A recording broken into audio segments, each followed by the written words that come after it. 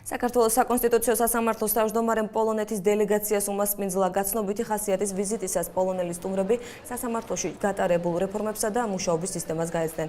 მხარებმა აგრეთვე ისაუბრეს საკუთარ გამოცდილებასა და სამომავლო თანამშრომლობის გეგმებზე. პოლონეთის სენატის მარშალისა და პოლონეთის ელჩის გარდა ქალაქს პოლონეთის სხვა სამთავრობო უწყებების წარმომადგენლები სტუმრობენ. დელეგაცია ბათუმში საერთაშორისო კონფერენციის საქართველოს ევროპული გზის ფარგლებში იმყოფება.